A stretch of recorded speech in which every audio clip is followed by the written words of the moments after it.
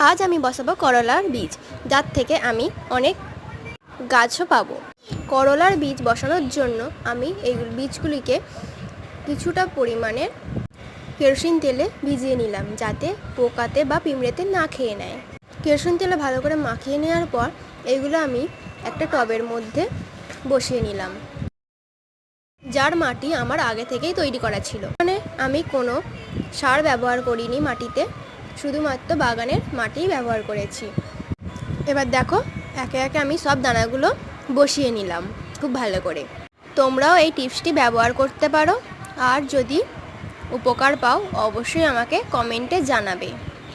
আর যারা নতুন বন্ধুরা আমার এই ভিডিওটাই দেখছো, তারা অবশ্যই একটা লাইক করে দিয়ে যেও, আর চ্যানেলটি সাবস্ক্রাইব করতে কিন্তু ভুলবে না। চলো, এইভাবে আমি দানাগুলো বসিয়ে নিয়েছি। তারপর আমি কিছু শুকনো মাটি চাপা দিয়ে দিলাম। দানাগুলি খুব ভালো করে চাপা দেওয়ার পর এরপর আমি অল্প পরিমাণে জল ছিটিয়ে দিলাম। তোমরা দেখো 2 সপ্তাহ পর রেজাল্টটা, প্রায় সব গাছ থেকেই চারা তৈরি হয়ে গেছে, কোনো দানাই এখানে নষ্ট যায়নি।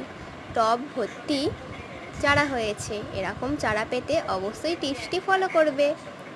দেখা হচ্ছে পরবর্তী ভিডিওয়।